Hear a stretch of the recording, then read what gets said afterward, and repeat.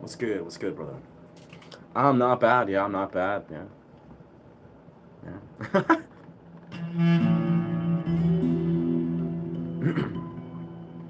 I found like innately I'm feeling a lot better these last couple days. I actually had some sort of cold, flu, allergic reaction, some weird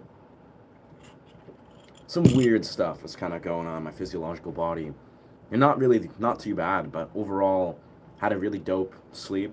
Woke up feeling really good.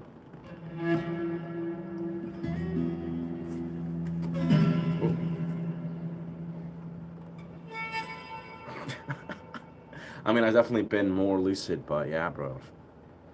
Eclipse challenges, maybe. It was more like a physiological thing, less like a, surely like mentally. I think I've been definitely challenged to some degree, energetically, 1,000%. But yeah, it was more like a true testament to just how important it is to double down on honoring your physiological body, yeah, and of course your psychological body in moments where, for me, it's basically like, I think what actually happened. This is kind of a weird irony that I think what happened was I actually got an allergic reaction from the waters when I was going for cold plunges, and this is my guess is basically Ashe returns to deliver harmonics. Yes, bro. You know it, brother. We're on this quest. We on this quest, ancient quest. We're doing the same ancient nomadic quest that our ancestors did, brother. You know, to take a guitar, plunge into the universe, and just devote ourselves to harmony, to music, to resonance patterns. Yeah, but long story short, I swear it's actually is or what's the word? Yeah, I guess it's a tragedy. It's tragic that I basically, the cold plunges, I was doing every day for 40 days, which I've been still consistently doing. I think what happened was I actually, when the cold weather warmed up, basically the rivers, for whatever reason, I think there was like either something maybe in the rivers caused me to have an allergic reaction that didn't go away for about 3-4 days. I didn't even realize it was that, so then I took an antihistamine, and basically all my symptoms disappeared immediately. So,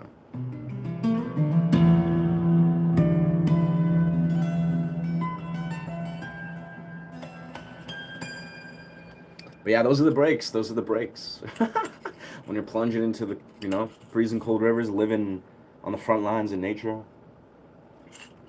these things can definitely happen. It's a quest or a ride of creativity. I mean, both. Yeah, yeah. I think it's a quest that, yeah, it's a quest that I continuously go on every single day, that I've chosen, that I've been chosen to be on, maybe. But the ride of creativity, I mean, that's everything, brother. I think that's literally, it's kind of what I speak of very openly of, like, what I think just improv is. Like, it's like being in a state of improvisation, I think, is like, it's like a free form creative channel that I think just guides you. It's not even like you have a conscious idea of like what you're gonna do, where you're gonna go, or what's gonna happen. It's kind of like you just ride creative waves. And yeah, in essence, like, I don't know if you guys ever heard me. I mean, I speak this very openly about letting one's actions guide your experience. It's like you say you wake up one day, and you're just like, do I desire to engage in XYZ? Like, do you feel motivated to do something? And instead of trying to listen to that level of, okay, I'm motivated, let's go, you just let your actions guide your experience. You just show up and see what happens. And I think once you become very fluent at improvisation, you trust that even deeper. Like, you're continuously like, okay, you have zero conscious conception of why, or how you're going to show up in any given thing, but you trust your ability to just improvise. And in performance art, that's pretty much everything once you're really in that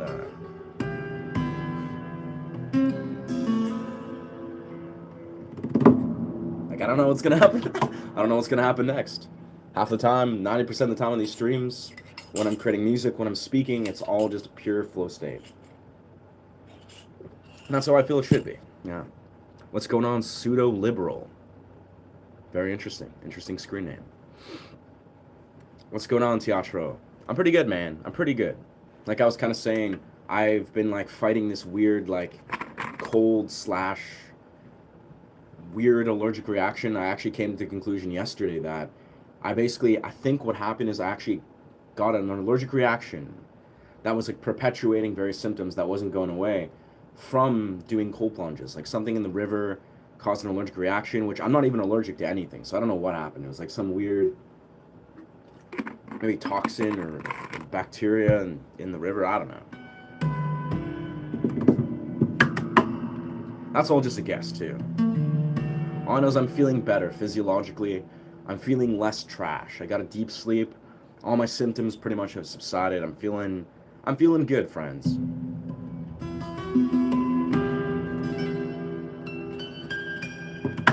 I mean, it's been a crazy last couple days because of those.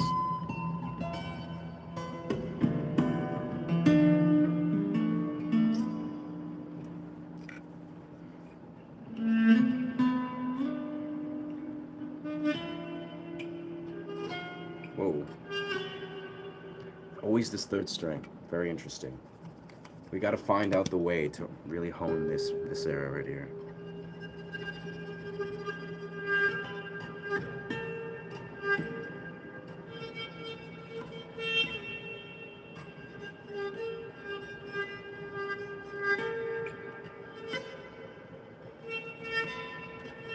Gotta find a sweet spot for that.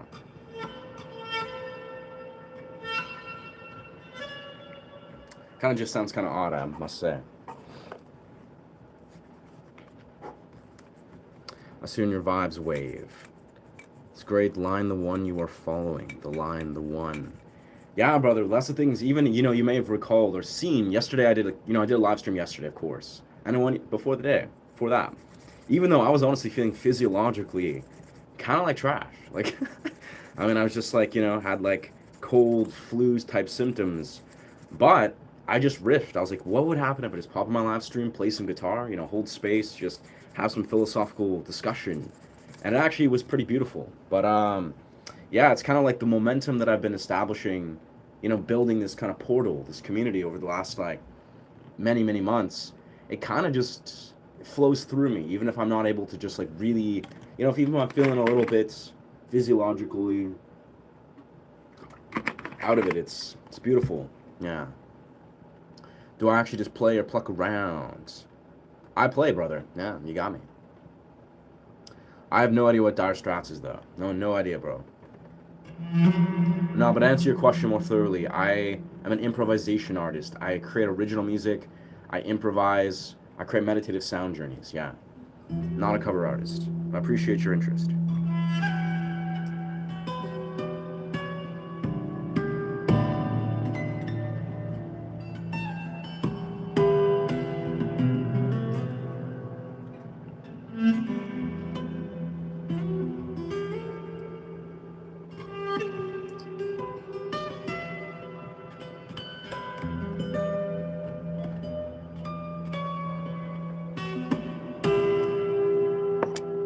Yeah, just improvising around, doing that beautiful flow.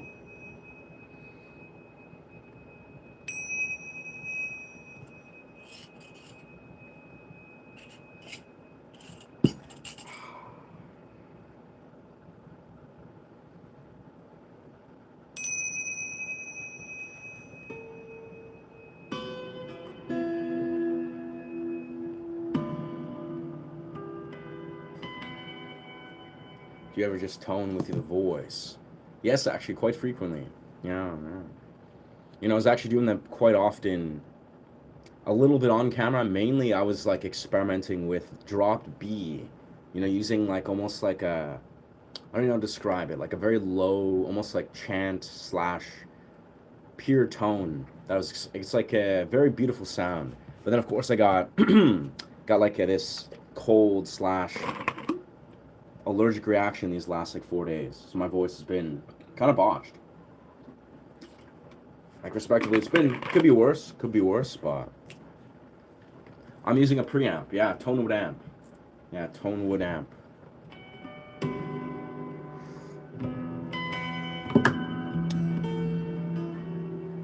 I'm basically, yeah, my sound setup is I'm using a Tonewood amp, and then I'm feeding my sound through my audio interface. So it's like mastering and equalizing the sound.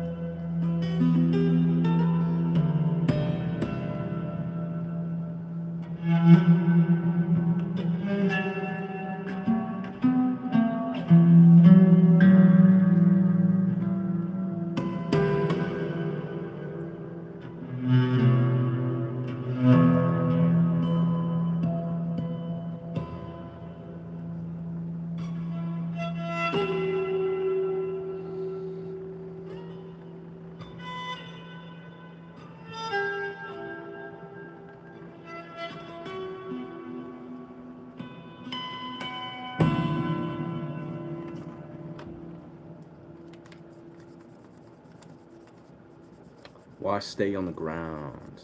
Looking at 28 hertz to levitate, like, looking at 28 hertz. Wow. What? I don't know what you're talking about, bro, but that sounds really dope. I gotta say, I'm not gonna lie. So you're saying, what, creating a 28 hertz sound, you know, imagine with my voice or something like that. To levitate. 28 hertz, beta, pure binaural frequency. 28 hertz. I've honestly never heard of that in my life, but yeah. I have to say, my comment section is pretty dope. I gotta say, I've been very grateful. Play some fingerstyle. All I do is fingerstyle, brother. Literally all I do. I mean, I'm also an electric guitarist. But yeah, you want fingerstyle? You got fingerstyle.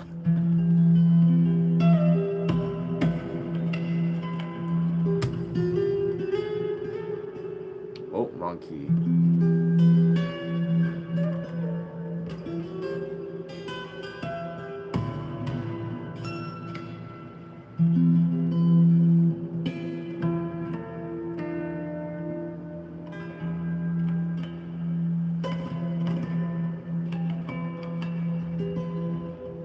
Let's try more like...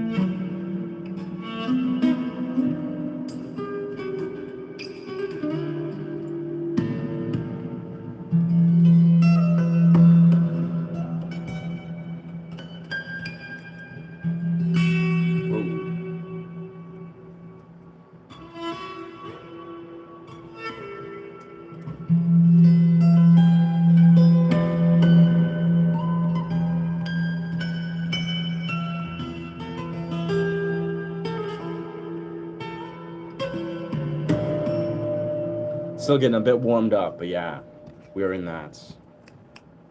I meant with the stick thing, why don't you ever compose a solo with that? I think it would sound dope.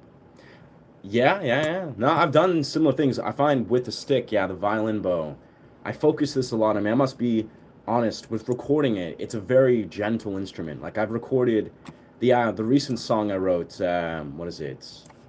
Well, the one that I released on YouTube, Earth Nods, the Middle Earth song. Yeah, that one I used a lot of Picasso bow. You know, I did the strikes where it's like. But yeah, no, I often actually I lean into composing with this. It's a very, very potent compositional tool. Yeah, yeah, right here. So, and the Welcome to Middle Earth. Yeah, I definitely used a lot of Picasso bow. I mean, you have to be very gentle with studio recording this because you know when you're studio recording in Ableton, everything's very it's very nuanced. Like you want to really just like capture the pure sound, and everything's very sensitive. Yeah, definitely though I could agree. I think I would love to do.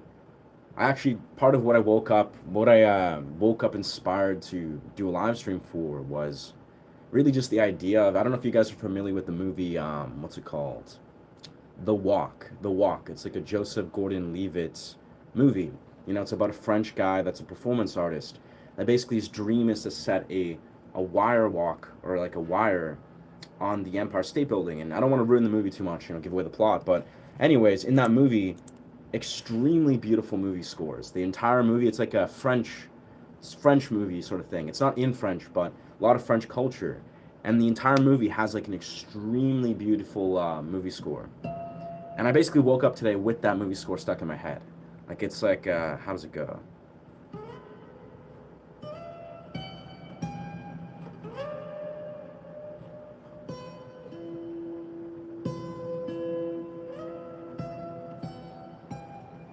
No.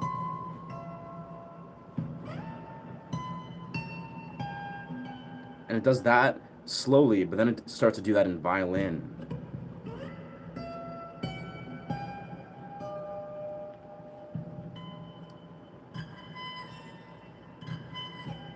It's really tricky to do these kind of. Yeah, I gotta use more rosin. But it's basically doing those high notes, like those exact notes. This one transitioning. It's doing these beautiful, sort of like dramatic sweeps.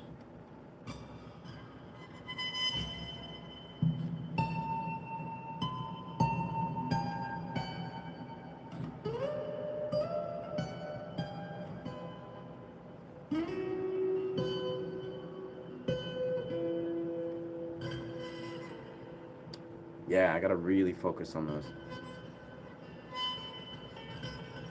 I think I just need more rosin for that. Beautiful song though. I highly recommend if you ever if you search up Two Loves. Two Loves is the name of the score. Really beautiful song. And yeah, it's from the movie. I've had that song stuck in my head literally for many, many, many years. And truthfully, actually, if you look really back, way back in my old shorts with my original idea of my YouTube channel, I would remix movie scores and remix like video game scores and all these different sounds, right? I actually have a song where I'm remixing that exact melody. It sounds beautiful. Did I get my new hat? Nah, I did not. I did not. Basically, UPS, I went to the wrong UPS access point because there was multiple in the area, and then the right one was closed. So basically, after I do the stream, actually, I'm going to go down to UPS. It's pretty close to my house, and pick up my super dope hat. Damn, I'm like your stream, man. You're underrated. Yo, thank you, brother. Yeah, we going places, bro. I'm confident. I'm confident. I feel like I aim to hit 10K in these next 2-3 months. You know, and I hope to get monetized, but probably in the next 4 weeks. Next 4 weeks, that's my goal. I think I get 4,000 watch hours in about 4 weeks. Yeah, but I don't know. That's just I get to. I like to be ambitious. But I'll be honest, I'm very focused on just being present. You know, I want to be present with the community that I'm building, with just putting out high quality content and high quality streams. You know, just doing some beautiful, beautiful music, doing things that most people aren't doing necessarily. But I appreciate you. Appreciate the support. Yeah.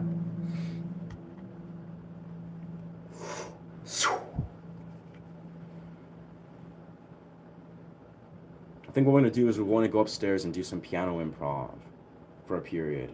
And then I'll probably just take us outside and play some guitar to the sound of the rain. Because that's the vibe. I've been really feeling piano, naturally. It's hard not to really just be in a very good state playing piano.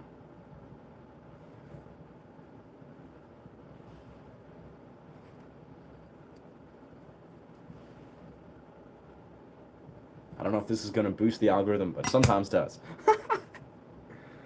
What's with the ball? It's a crystal, well, contact juggle ball. It's like a crystal ball that you do illusions, like you do isolations. So the idea is you're supposed to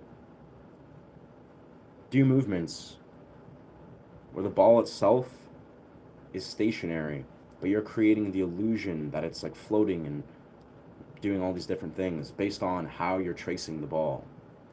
There's many different tricks you can kind of do with it. I'm pretty new to it, but the core thing is you're supposed to like keep it centered and control it as much as humanly possible. Looks even better in real life. Like that's the idea. It's like in real life it's like an optical illusion, you know, everything's reflected perfectly off of it. So then it's like immediately your eyes kind of just see the illusion.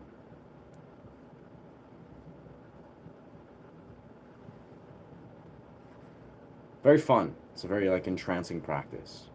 For whatever reason, I think it reflects well. It's a visual trigger, yeah, dog. I swear that's part of it is like this. When it's like capturing my treble clef light, you can see that's my treble clef light. That's like creating the light, the lighting.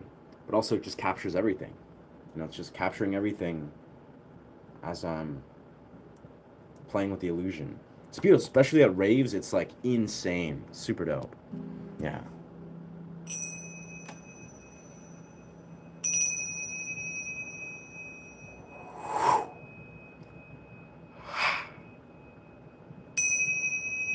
Why, thank you, Red Bull Princess. Appreciate your support. You're dope.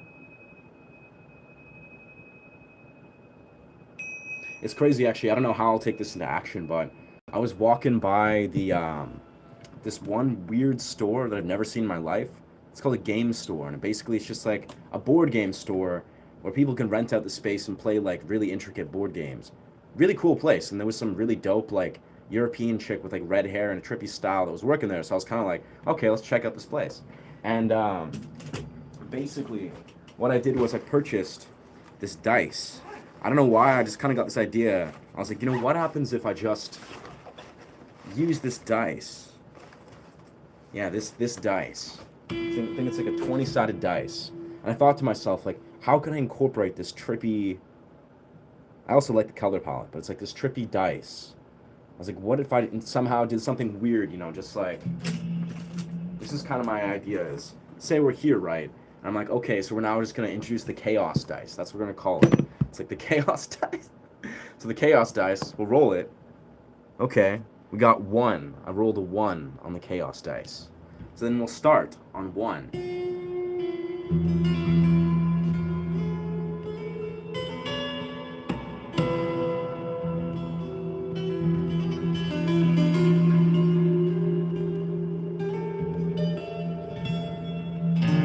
Almost like a challenge musically. It's weird as fuck, but it is like, what if I roll this dice and at random times, and this dice basically can predict where I'm gonna fall. So if I go like, okay, we got a 6, so I'm gonna start on the 6th fret.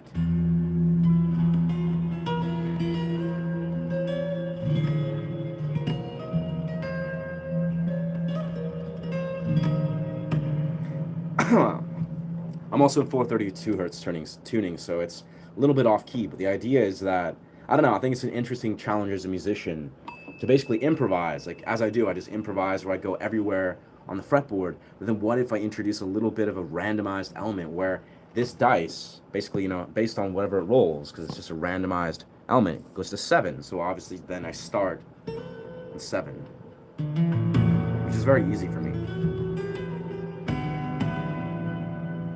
Yeah, I don't know. I think there's some crazy stuff I could do with fucking with the dice, but I just like the visual appeal to it. Well, anyways, we're gonna go upstairs now and do piano improv for a period. This is just intuitively where I feel like I'd love to go. Also, let's see if maybe we can mix it up with some pan flute. So pan flute, piano improv. Feels like the move. Feels like the move.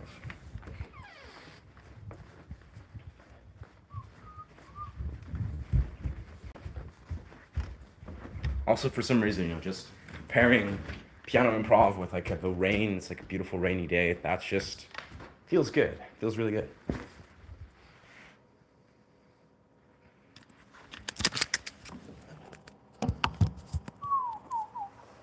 So you're like Colin Stenson, but on guitar instead of the saxophone. Huh. Interesting.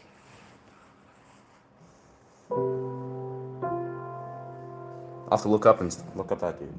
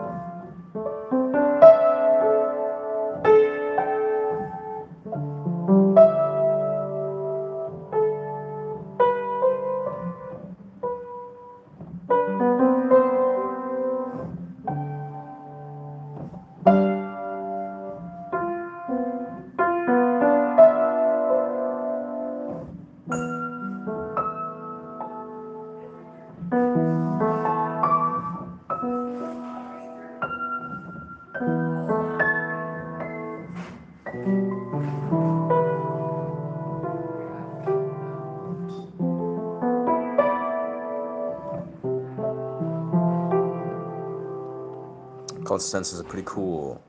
His music is very unique and almost has no exact style. It's a saxophone player. That's dope as fuck. I definitely, I feel like I'm very apt, or I don't often check out a lot of other YouTubers, very intentionally so. But I love ones that are in like a similar niche that are just doing something really fun and unique.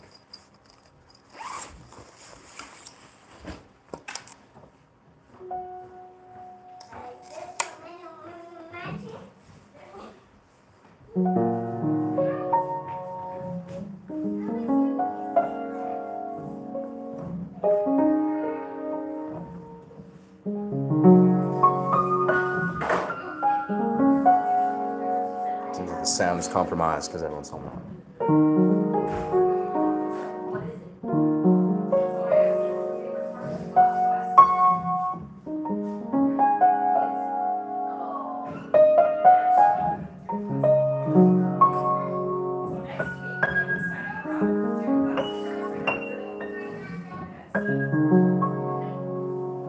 Yeah, it's too much noise pollution right here. I think we'll come right back in a little bit.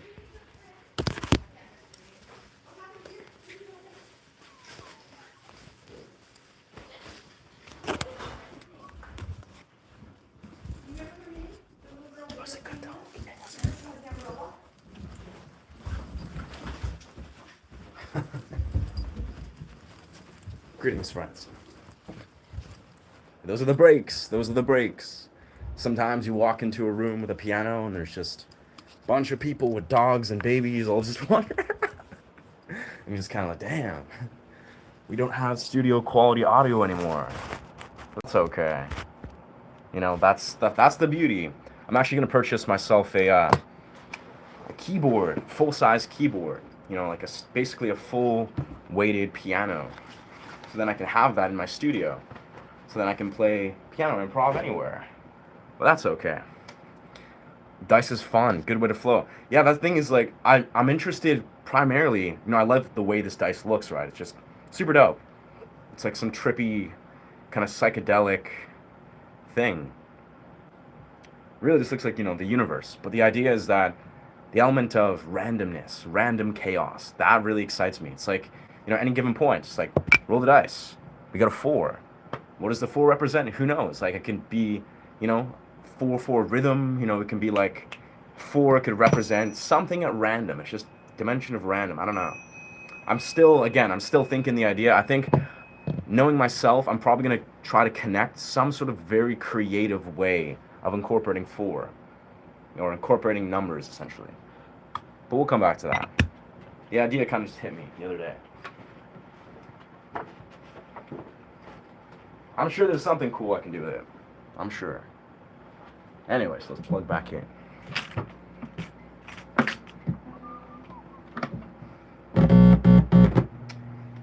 Crazy though, I think for those of you that were not here yesterday, I actually purchased my Ibanez. I've been talking about this Ibanez like crazy, but basically I've ordered a Red Eclipse Ibanez guitar. It's a new electric guitar.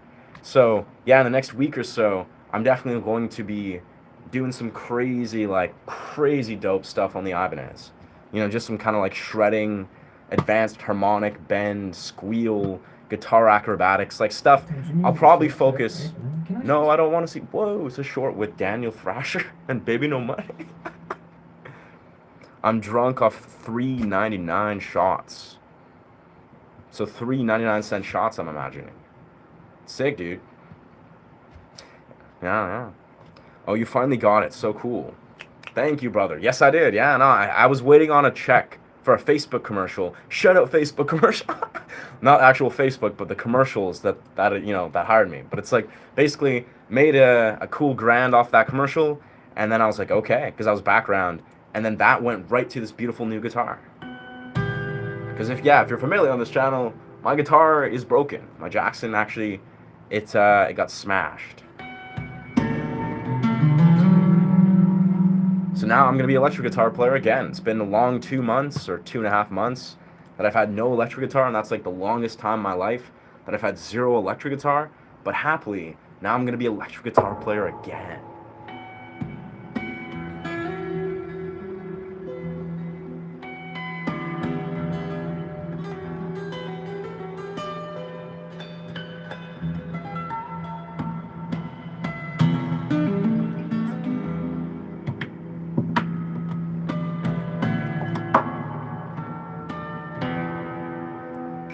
Good times, though. Good times.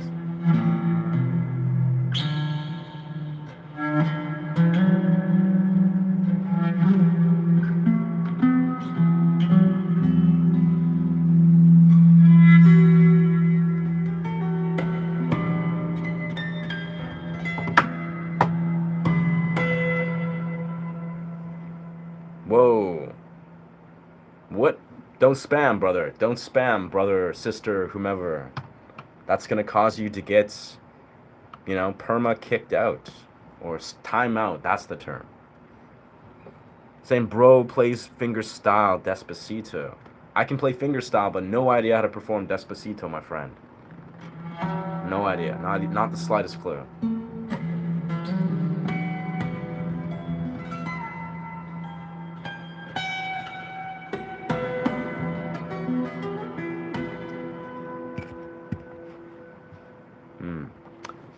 Not the spam. Yeah, I don't know. I have no idea to this day. I mean, it promotes, I think, what is it? It promotes algorithmic something. I think it does something positive, but I just don't want people filling the chat with spam because people gotta, speak. I want to hear what my chat has to say.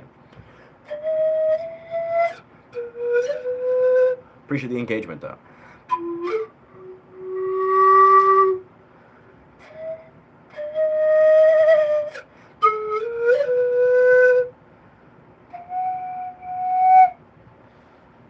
Man, I swear it's a very strange parallel, but some days, the nature of the pan flute, right? It deviates from full 40 hertz, right? So you can play the pan flute where it basically goes off kilter. It leaves regular tonality, right? It's like you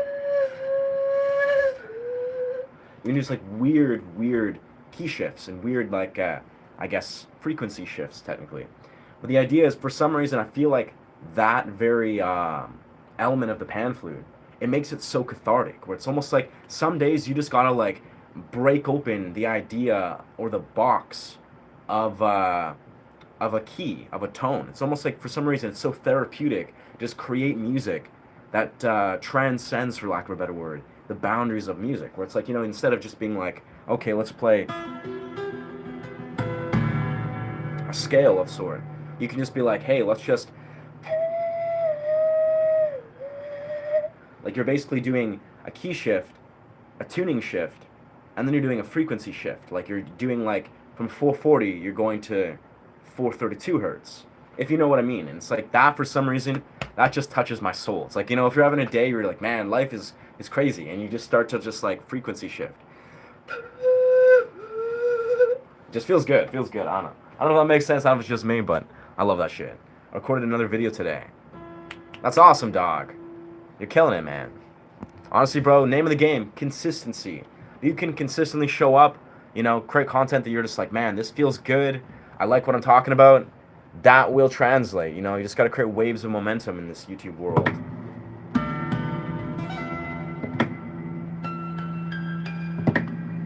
Yeah.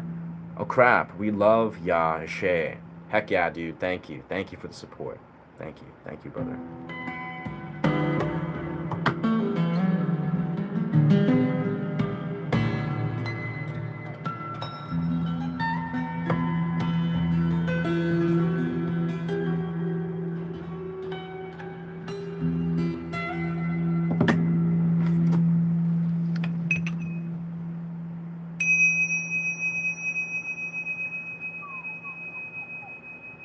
Nice. Yeah, I mean, again, I'm gonna be the continual, sort of blatantly honest skeptic. Not even a skeptic, but I have to say, it's just a continual reminder with love is like, no matter how high quality content you create, don't get discouraged. Like, don't get discouraged if you're creating content that is like, hey, this is quality, it's really valuable for guitarists and etc. and for your audience.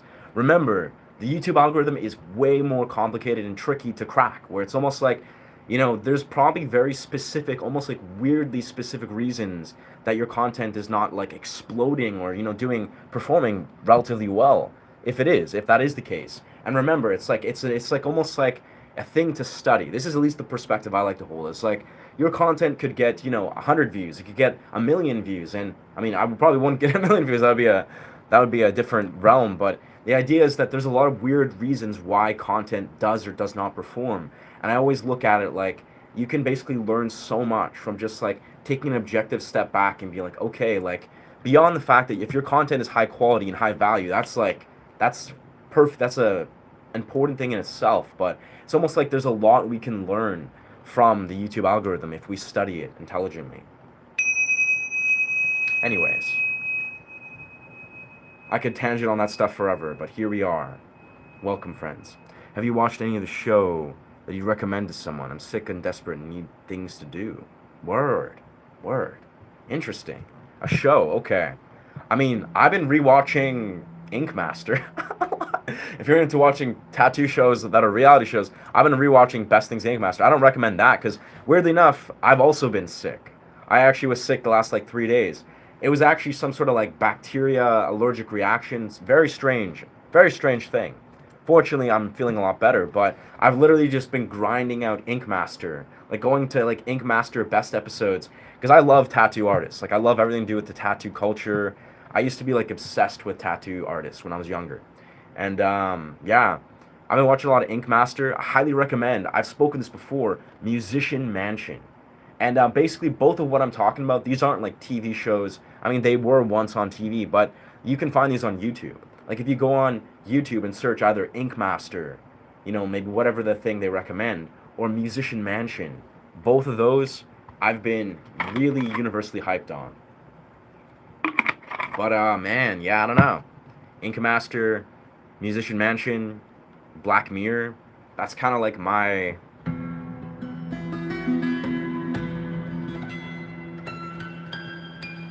I still haven't watched August Rush. Unfortunately. Wonderwall Oasis. Not a bad song, not a song I know how to perform. Truthfully. Man, no idea. Stop recording videos on my phone. They never do well. Nah, that's a step in the right direction. I mean, I recently upgraded to a Google Pixel phone. Like, this is the phone you're seeing, right? I was using some trash Android phone for most of my YouTube career, so to speak. For like 3-4 months, just using a really garbage, like low-grade Android phone. I think it was like a Motorola X or S9 or something. Not bad, not great, but I upgraded to a Google Pixel phone for the camera quality, and just the phone quality as a whole. Massive game changer. Like really, that's the thing you can learn a lot from YouTube, is quality matters. Like audio quality matters so much. Video quality matters.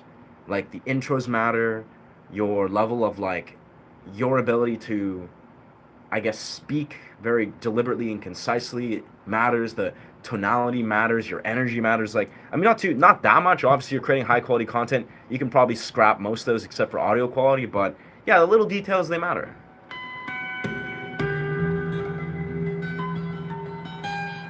Especially if you're a music channel. If you're a music channel, of course, audio matters. And with that, I'm actually upgrading my speakers, and I'm going to invest in a lav mic for high quality audio. So expect the audio to get way better, even though it's probably pretty good still. What is good? Welcome Isabel.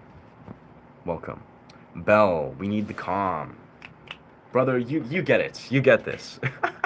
You understand. You get this channel, bro. We really do. I do this primarily for rhythm, you know, for my own sort of grounding. But that's the reality is. And this tingsha is a very beautiful instrument.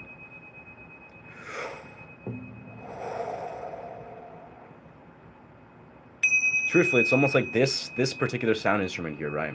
This has actually been very pivotal to my journey as a sound healer. I swear, the more that I basically, this is the funny thing is, I'll be perfectly honest, the way that I've developed as a sound healer, right? You know, it's almost like I was just a guitarist, you know, 4 or 5 years ago, where I was just creating music, you know, songwriting, improvising, and then I got to this point where I got really deep into the pan flute. Now the pan flute, whoa. The pan flute is a sound healing instrument. Like quintessentially, all flutes can be, but this one particularly, this is a very ancient sound healing instrument. As is the tingsha. The tingsha is also, it's a sound healing instrument. As is, you know, singing bowls. There's many different sound healing instruments. And the guitar actually is also a sound healing instrument when you engage it as such, as is the voice, as is many things. But the idea is, the more that I just naturally found myself attracted to sound healing instruments, you know, the frequency forks, wherever my frequency fork is. I got a few frequency forks, but you know, these are all sound healing. This is a very low frequency. You probably can't hear it, but you feel it. Feels good. But that's the crazy thing, is it's almost like the more that you interject or are attracted to, you know, resonance instruments, frequency instruments, healing instruments, it really seems to just translate very beautifully. And this is 1000% what is directly translated into my journey being a sound healer. And of course, I think my unique benefit or my unique strength is I'm also a musician. I've been a musician for many, many years. So the sound healing instruments that I'm often attracted to are very niche. They're very, you know, high learning curve. It's like I'm not just trying to, you know, arrange a bunch of sound bowls, which is nothing wrong with that. You know, sound bowls are beautiful. But it's like the sound meditative journeys, the gong bath or sound baths that I create are very elaborate. They're very compositionally strong, because that's just what I've been attracted to.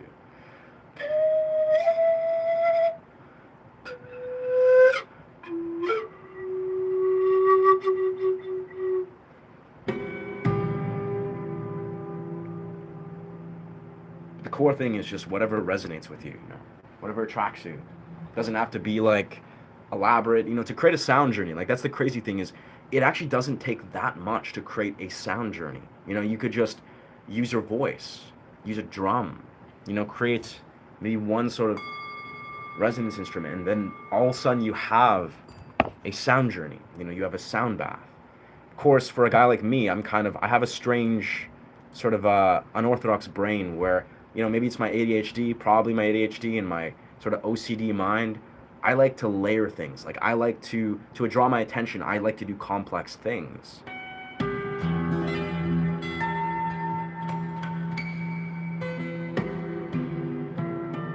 Like, I like to layer all these different domains. And that just feels good. It makes sense. That's how my brain kind of sees these things. It sees like the larger piece of it. But anyway, the rings are not coming well through. The rings. The rings. Interesting. Yeah, this wasn't like a... But I think you mean, yeah, this here. Yeah. Hmm. Beautiful. Hmm. Interesting. That's a very... No. What? What? What? I clicked the thing and it just started to like do some weird sort of AI image scan. Bro, I even got allergies. Insane. Glad to know that you're well though. Yeah. Nice. Yeah, you should check it out, Reedy. Or Riri. Yeah.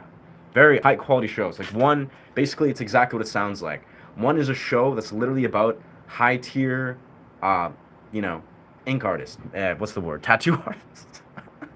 It's tattoo artists. It's about tattoo artists of like all these different high tier, really interesting characters. That's the thing that I'm attracted to in Ink Master is these really interesting, very confident artists that are showing up on the show to showcase themselves to the world. You know, to put out really high quality art. And Musician Mansion is the exact same thing, well, in some degree, but with music, with musicians, which blows my mind.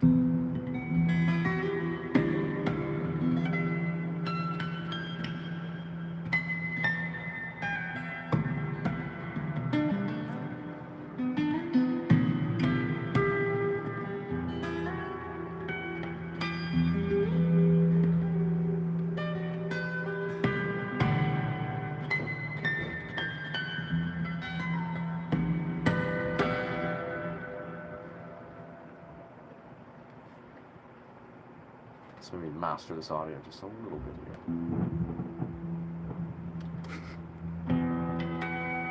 That sounds a little better.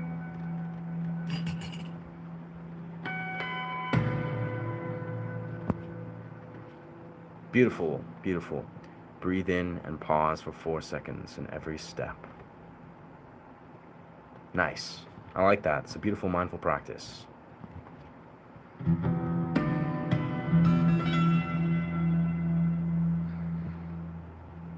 Are you in Illuminate? Your t-shirt reminds me of that originations from the internet.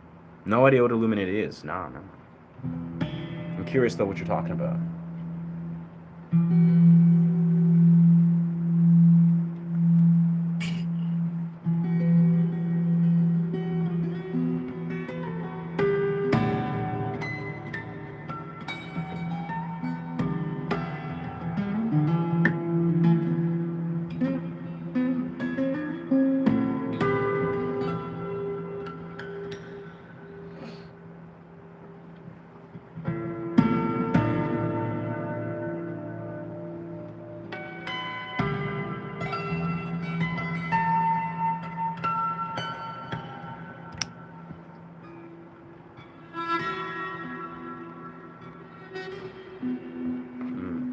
Interesting.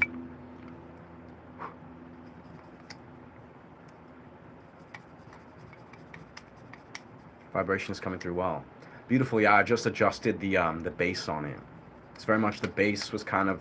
That's the thing is I'm buying new speakers the next couple days. And these speakers are kind of trash.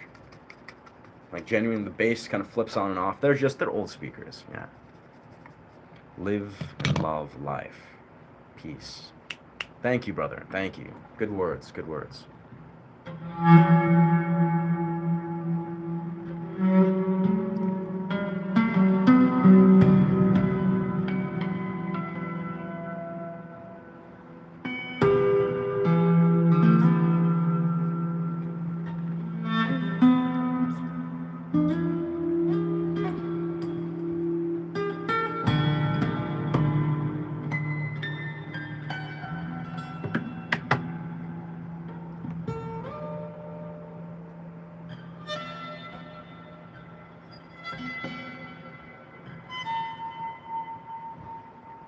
It's got some balance there.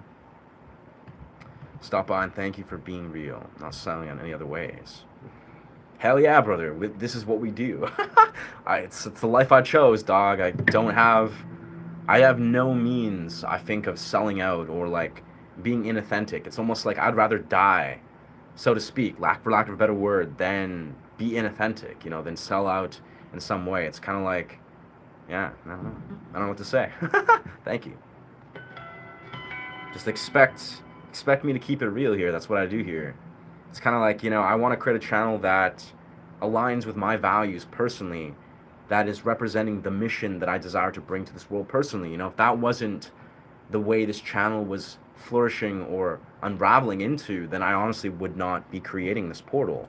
That's what also makes me so happy, is like, I think there's 1000% a place for this kind of intention, like this kind of channel that I want to create, like a channel where I'm trying to, you know, put out this dimension of music and developing this sacred context with music and having authentic philosophical talks and discussions, and, you know, creating a sort of meditative safe space.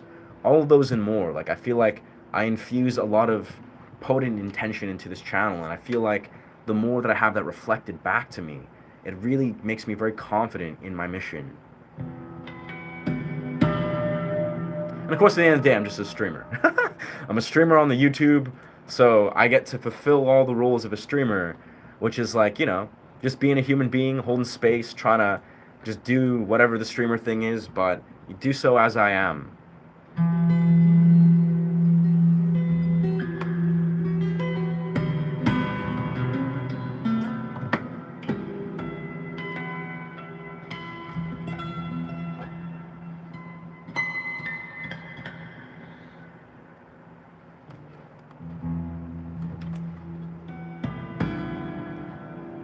Gonna master the audio just a little bit.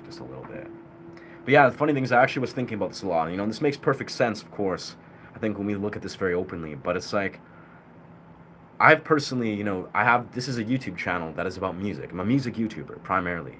But of course, I also love streaming. I love building this community. You know, I really feel strongly about that. And I think it's very interesting to see, very objectively, the balance between, you know, basically creating a deep discussion, like a space where people can have conversation, you know, conceptualize, philosophize, etc., but also harmonizing that with music, you know, with this intentional relation to music. It's almost like, I personally think, if this channel, which probably it could be if I desired to, was strictly about, hey, like, let's just hang out and talk about philosophy, or talk about metaphysics, or talk about psychedelia, which I love all these things, I'm sure that would, you know, do relatively well. I'm sure there's channels that are like that. But I actually think it's almost like, I'll be honest, very dysregulating to just try to heavily intellectualize the realms of, you know, the mind, to heavily intellectualize our narratives, instead of balancing it with sound, with music, you know, with creative, intuitive expression. And that's what I think is why this dynamic works so well, and why it may resonate with so many people. Is, I'm not just here to hold space and create monologues and dialogues and etc. I'm also here more so to hold space for the intuitive expression of music.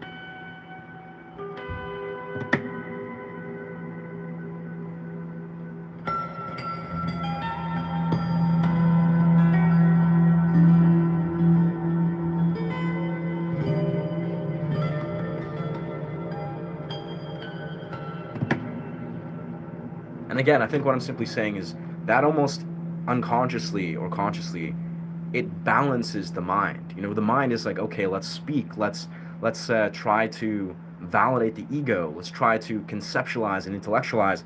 But then the non-mind, which is creative expression, which is, you know, the intuitive channel that flows through as I create music, that's harmonizing, that's balancing the way that the mind is trying to conceptualize, you know, the way the mind is trying to be like, let's speak words, let's, you know, validate these words. But then suddenly, if you're like, okay, but let's now collectively take a step back and just introduce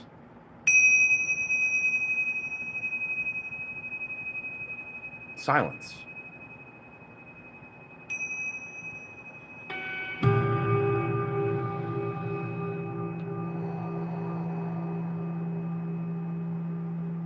It's very beautiful. I think that's the harmony. It's the balance.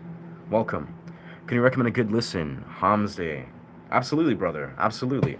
Let me put that on the long list of my my million open tabs. Let's see. Hamza. Well, let's give him a go. Hamza El Dine. Okay, okay. I would write it down. I'll dine. Interesting. Sure, yeah, why not? We love cultures here, brother. Hopefully the universe will hear and wake the sleeping. Oh yeah, it will. And the reason I know it will, brother, is because I do this obviously in the real world all the time. Like this is I'm not what's the word? It's not my first rodeo, so to speak. Weird metaphor, because I've never gone to rodeos in my ever life, but it's not my first rodeo. I operate out of this same mission in my real world all the time. Be it when I'm on dance floors, I'm on film sets, when I'm in beaches, parks, like everywhere I go, I have the same like energy where I'm trying to, just authentically connect with people through dialogue and through music. It's this and through dance, of course. So for me, this is as natural as what I do in my everyday life. Like I'm basically showing and embodying the exact same energy that I do on these streams as I do in the real world. It's literally an extension of it. And that's also why I'm confident that I will succeed as a YouTuber, is I'm not trying to put on some sort of show or performance. I'm literally doing the exact same thing I always do in the regular world, but with this portal. It's like part of this mission. It's a double dualistic meaning. So I'm giving people permission to just authentically be themselves, because that's all I'm doing here. I'm not really trying very hard. I'm not thinking about anything I'm saying half the time. I'm just improvising reality, because this is what I do all the time. So it's yeah.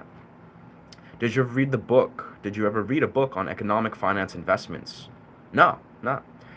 I mean, I've purchased a book that by Deepak Chakra. I'll be honest, I've heard some controversy about Deepak Chakra, unfortunately, as of recently. So I'm not sure if I'm going to even read this book. I might just throw it out. But it's basically about financial intelligence. It's about the energetic connection between the mind and sort of our belief systems to financial intelligence. But yeah. Yeah, I never read about economics, finance, or investments. That being said, I've kind of realized this over the last couple of years is not to stroke my own ego too heavily, is like I happen to have a very strong way of intuitively understanding financial intelligence. Like almost like I have a very good business mind. I'm not something I've ever exercised until the last couple of years, growing this YouTube and thinking about, okay, how can I grow various businesses for performance art, for my creative explorations. But it's almost like I've never studied business, finances, etc., marketing. I've never studied any of these things in my life, but I've recognized intuitively I understand these things more than most people. And it's not because, again, I'm not gonna, stroke my own ego too much and be like, oh yeah, I'm just like, I know these things so much more than people. No, it's because I have a very clear perception. I see things clearly. I operate from a very clear moral lens, and I understand how to navigate human beings. Like I have a very strong understanding of like psychology, communication. These are basically the whole construct of succeeding. Whoa. Of succeeding in business. It's communication. It's communication, understanding human beings, understanding yourself, and understanding how to basically understand the larger dimension of value and how people perceive it. Like there's a lot that goes into business, but a lot of it you don't need to read out of a book. I mean, maybe you do. Maybe you want to learn that stuff out of a book. Used to be addicted to that stuff. Word. That's bizarre. I could see that. Like that's I probably need to get some water at some point, because I think I'm just like very dehydrated. But the idea is that's the very thing, Floyd, is there's something that is known as the illusion of progress. It's a very deep rabbit hole. A lot of people are not actually familiar or even conscious of what this concept is. But it's very clear, it's very simple. Is in this modern 2026 context, obviously in the modern world as a whole, the last while, we have this thing that a lot of people are trying to sell to you that is called the illusion of progress. It's the idea that you are basically trying to think that your progress is on the other side of this next book you're going to buy. Maybe this next speaker, or this next maybe academic course, or whatever it is. A lot of people are trying to make you basically believe that you need to be somewhere that you're not.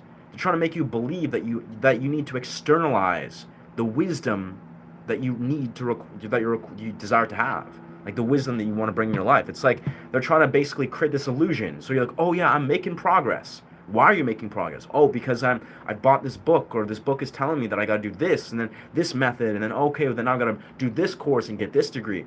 Maybe. I mean, sure, if that gives you some sort of actual tangible advice, maybe. But a lot of people, they don't actually understand what it actually means to make progress, what it actually looks like to make progress and succeed, because they're addicted to the illusion of progress. They think that the idea of progress, so everyone's telling, because, and again, this is being like manipulated into you. It's like you think, oh yeah, I'm making progress because I'm pulling these threads, I'm juggling these balls and spinning these plates nonstop. You think that this book is going to give you the next idea that, oh, I'm making progress, I've bought this course, I've bought these 10 books, I'm making progress. But the idea is, what actually will translate into progress likely has nothing to do with any of these things. And sometimes you basically have to like crack open that sort of context of understanding basically that what actual success and progress looks like versus what you think it might look like, what everyone's trying to tell you it looks like, because they think, oh, it's outside of myself, it's on the other side of a 5-year program, or this reading 20,000 books. It's like, no, it's like there's the illusion of progress that is basically trying to addict you. It's like a reflection of capitalism, where it's like, you can basically, they can sell you the idea that you need this and XYZ to progress, to succeed, and you'll believe it. You'll always believe that progress is on the other side of, I don't know, some book or some sort of weird model. But I'll be honest, as a guy that's never bought into any of that bullshit, the actual ability to succeed is often just through hard work, devotion, and discipline. You devote yourself, you consistently show up, you be honest and authentic with yourself and your authentic intuitive wisdom, you will succeed.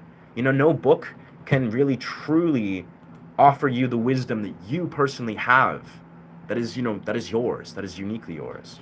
Anyways, lots of words.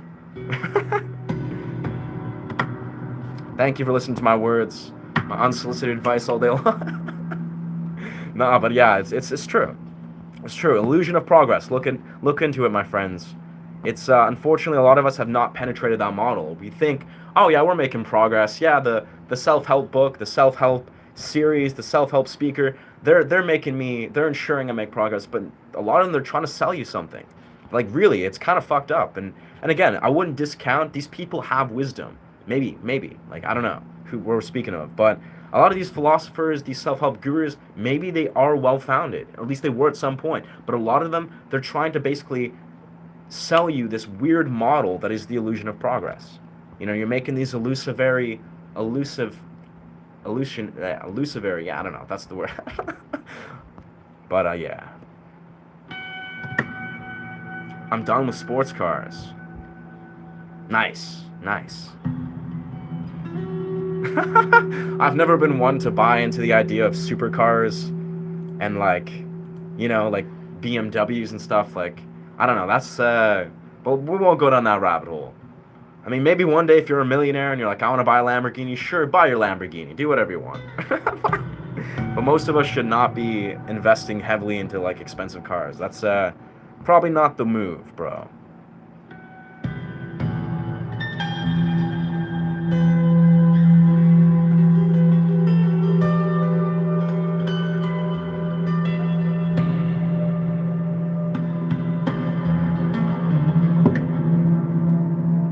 That's getting a little bit unmastered, yeah. Used to be addicted to that stuff. Yeah. I feel like people can develop an unhealthy relationship with money. Oh, yes, sir. People, I mean, I won't go off on that tangent forever, because I feel like that's almost like inviting me to go on with a long-ass tangent. But basically everything I talk about indirectly on this channel, I talk about understanding the material world. Like, I've, speak about the quantum and our relationship with the material world. A lot of what, this beautiful book I'm reading, once again, is telling me, Joe Dispenza's book about becoming supernatural. It's about creating a relationship with the quantum. It's literally explicitly expressing how heavily a lot of us are fixated on this material world. The material, the tangible 0.0001% of what reality is. That's just unfortunate. There's a lot of us, we've created unhealthy, like profoundly unhealthy relationships with money. And that's another sort of metaphysical, tangent. But yeah, even the simplest, right? If we're just talking like very transparently, like you and I, like, assuming you're a man, maybe you're a woman, but like man to woman, whatever. A lot of us, if we're talking about it, like we have, myself included, like I'm in this category. We don't really have very uh, optimal financial intelligence. Like a lot of us, like the way we're raised, a lot of us, the way we've been raised in the society, we have dog shit financial intelligence. Like it's just that seems to be the way a lot of people have been raised, myself included. Personally, as a guy that has made a lot of strides in my life the last like 4, 5, 6, 7 years, especially the last like 3 years, I've spent a lot of care and time to actually understand what financial intelligence is, to actually basically create a belief system that is very healthy and comprehensive to actually being financially intelligent. And a lot of it is beliefs, like it really is beliefs.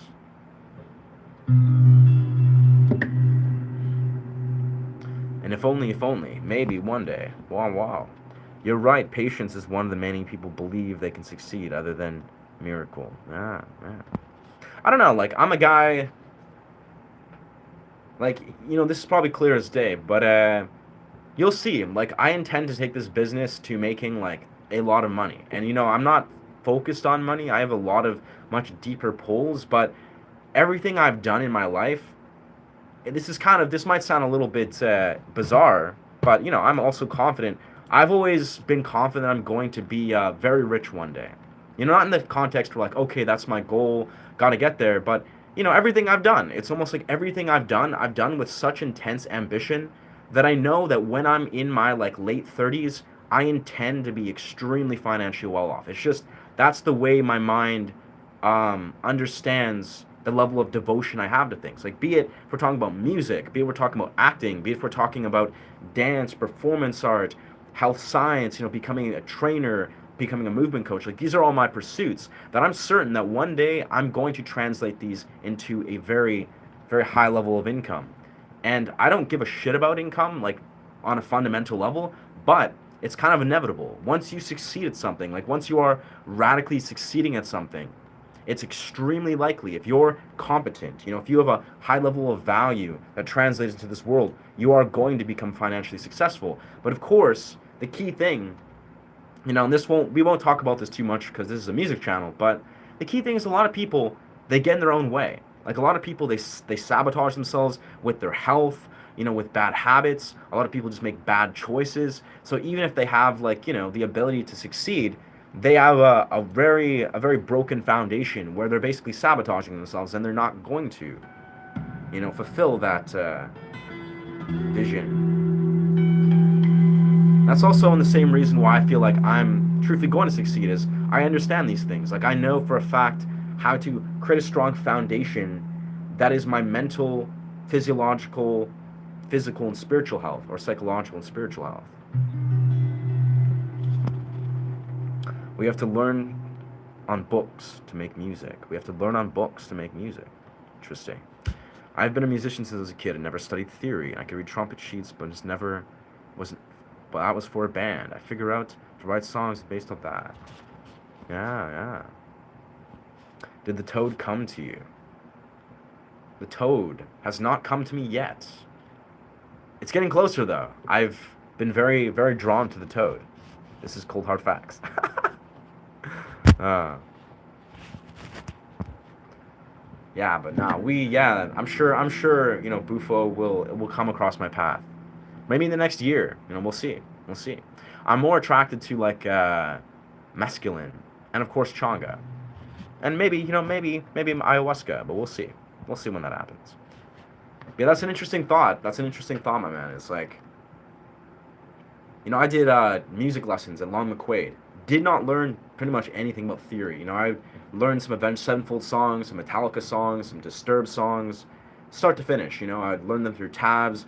I'd have fretboard awareness, but didn't learn any formal music theory. Even to this day, I basically learned nothing from a book, nothing from a formal context. Maybe if you talk about maybe going on Google and YouTube, that's a little bit formal, but I've basically taught myself everything by ear.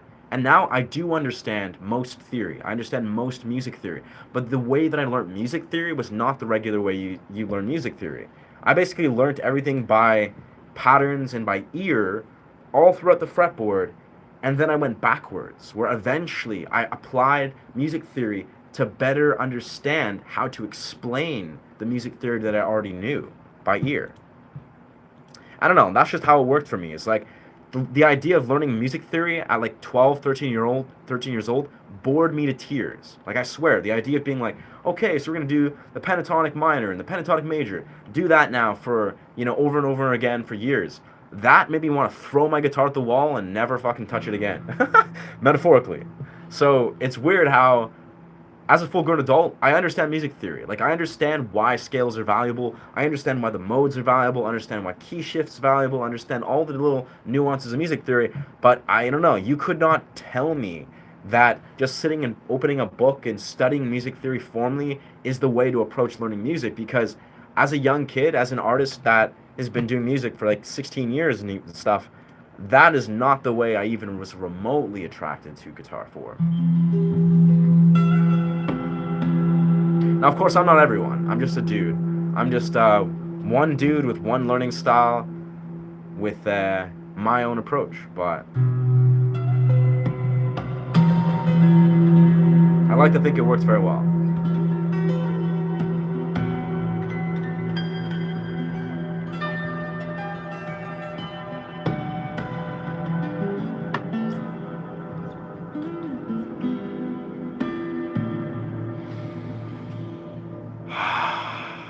Man, I love life. Life is beautiful. Welcome, Brazil. What do you think about monks? I'm deeply resonant with monks. What is good, Cleo? Cleo, Don, Ron. Bunch of words. Welcome, brother. Welcome, Brazil. Sending love from Canada to Brazil.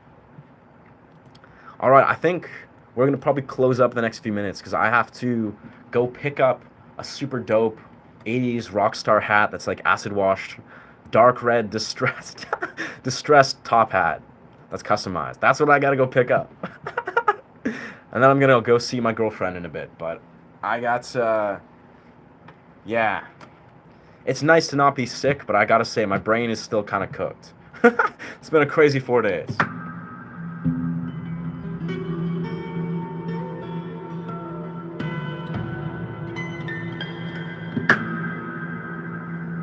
Yeah, brother, nah. What do I think about monks?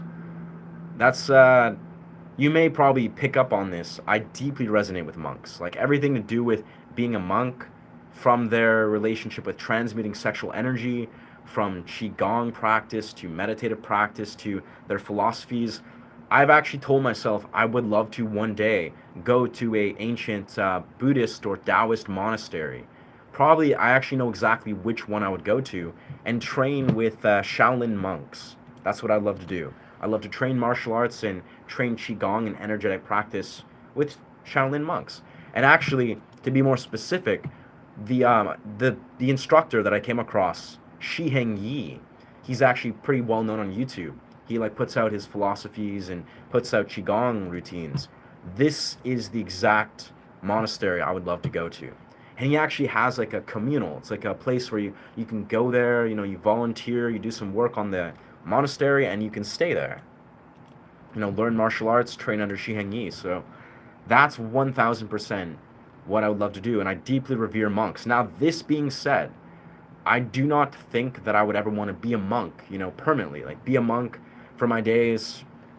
I don't think I'm meant to live out the monastic lifestyle. But I deeply resonate and revere monks. And I just romanticize them. Like, it feels like the idea of what these men have tried to devote themselves to is very noble, very beautiful, and is deeply rooted within a foundation of spiritual practice that I think is transformative. Like, it's even just the discipline. Like, the discipline that it takes to be a monk is extraordinary. Again, I don't think I could do it for my life, but I would love to learn and train with monks. Hello, hello. Hello. Welcome. Welcome, Earthling. Or Eartha. Eartha. Welcome.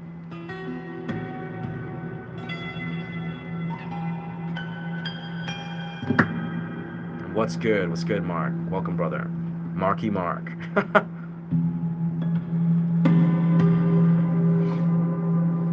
Monks staying warm in the cold. Yeah. Well, that's the thing is they use tumo breathing. They use tumo breathing, which is basically Wim Hof breathing. It's the same thing. They're literally using the same breath work that's for cold exposure, but on a masterful level, which is also it's transforming the immune system, the physiological body, down to like all these different biomarkers. But it's very good for literally sitting in the cold. Like you see these videos of Tumo monks, like ancient monks. Yeah, I think they're called Tumo monks, but they're using Tumo breathing. Now Tibetan monks may be doing Tumo breathing.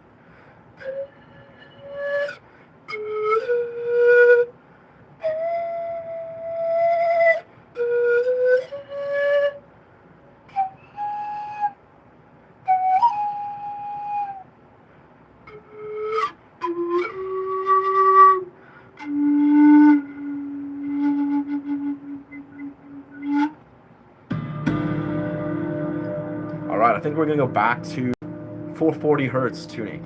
Back into 440. Here we go.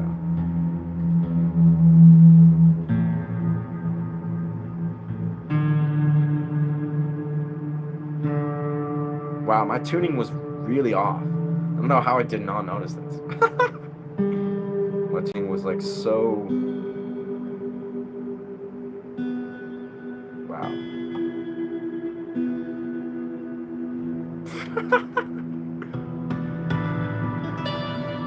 Wow, that does not sound good.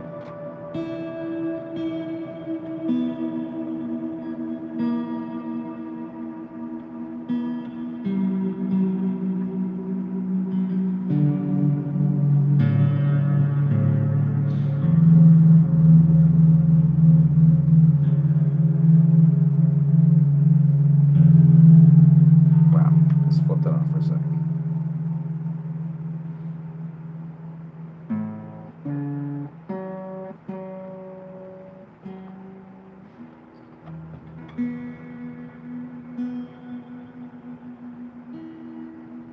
Yeah, I want to speak of this in my entry-level video about guitar. One of the recent ones. Yeah, but basically, man, there's something extraordinary. If you're a musician and you're entry level or you're wanting to dive deeper in music, one of the most fundamental things that's so pivotal is learning how to tell if you are in standard tuning.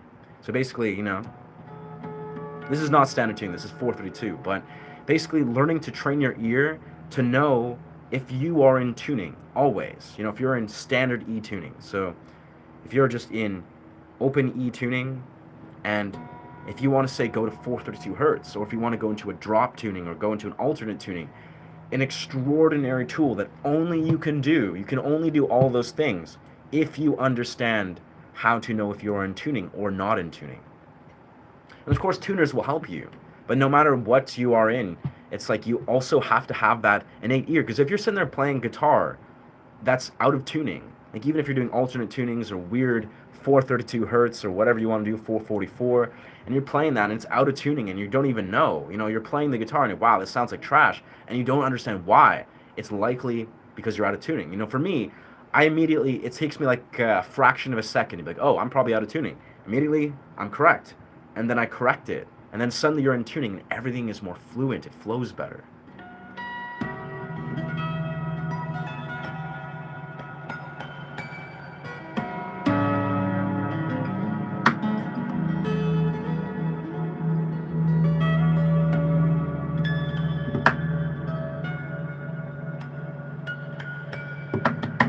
Beautiful.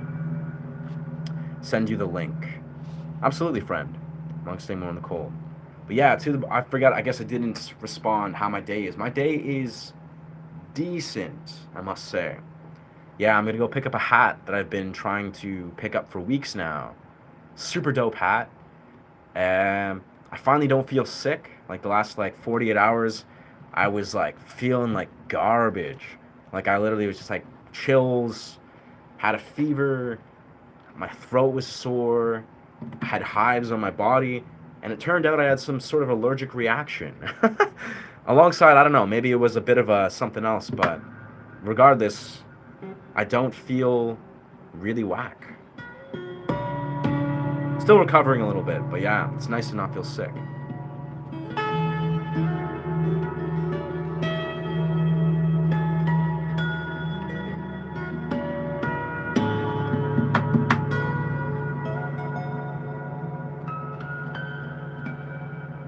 But it's nice though when I get sick. Sort of, I've been on these streams these last couple days. Basically, all I do is I just play guitar nonstop. If I have energy, it's like I just pick up my guitar, and my guitar basically gives me something to focus on, so I don't feel sick. It's like I just sit there and just play guitar, and because I play guitar, every day for like 3-4 hours a day, even if I'm sick, even if I'm like sleep deprived and my brain is just like switched off, I can still play guitar technically. It's like I can just do some crazy stuff. Well, I'm out of tune there. Oh yeah.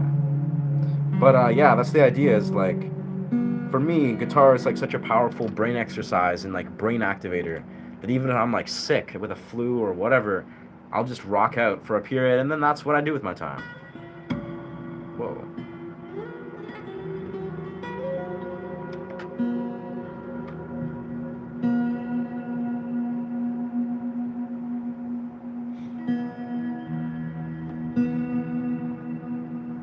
There we are.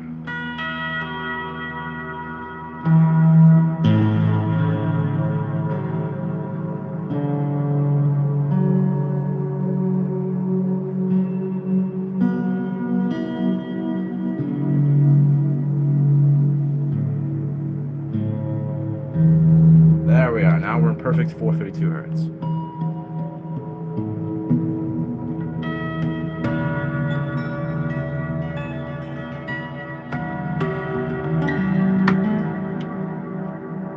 Let's maybe master the audio just a little bit for that.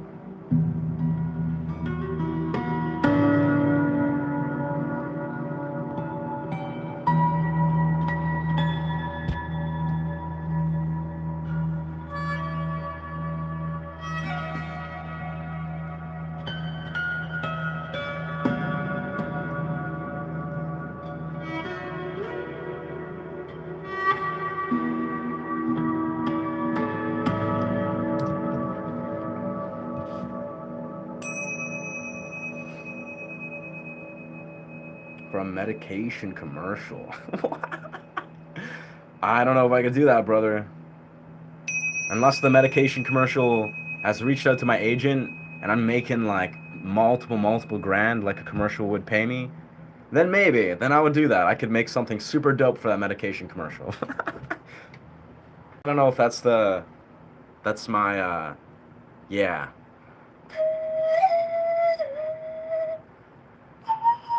I'll be honest, I'm basically the quintessential example of a dude that's non-medicated in a good way. I haven't taken medication for many years, and yeah, I don't really believe in medication. I mean, people can take it, but I'm sort of a strong example. Amazing. I'm not sure what you're taking back, but thank you for doing that.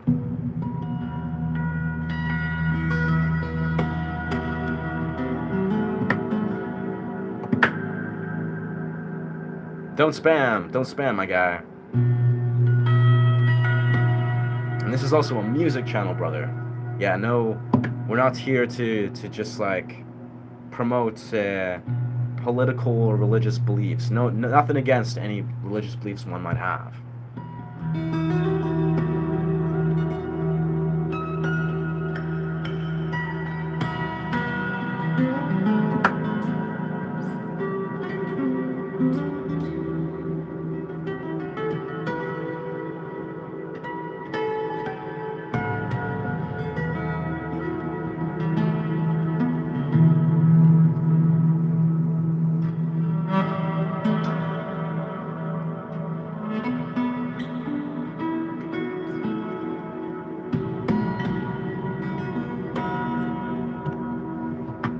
Wonderful.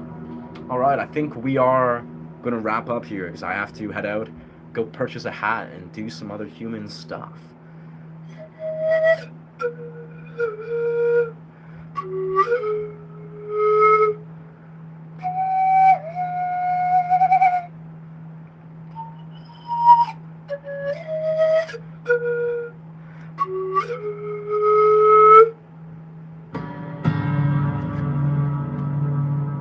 Beautiful, beautiful, beautiful.